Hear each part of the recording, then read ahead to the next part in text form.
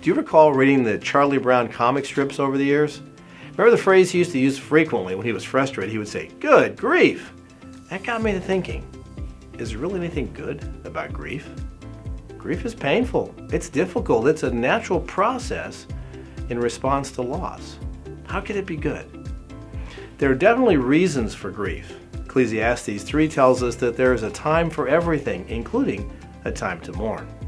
Sometimes grief is necessary. Usually it's associated with physical death, but not always. And even with physical death, so much of how we grieve is connected to the circumstances of the situation.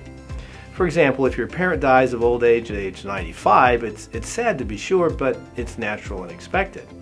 But if your child dies in a car accident as a teenager, the grief can be overwhelming because it's completely unexpected. Not only are you grieving their death, but you grieve the loss of the future they never had. It's a different type of grief. In addition to physical death, grief can be brought on by a deep loss, a loss of a relationship or a marriage, loss of a job or an opportunity, the loss even of a pet, even loss of an election.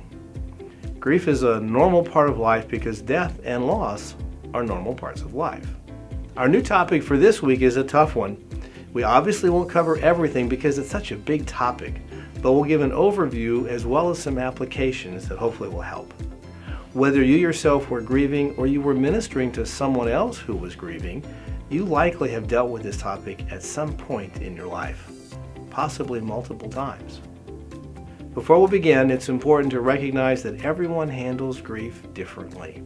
There's no set mold for grieving people to follow. There's no formula to work through the grieving process.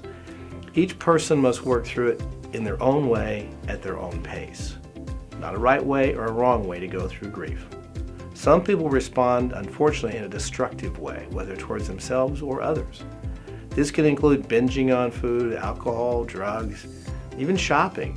But there are healthy ways to grieve too.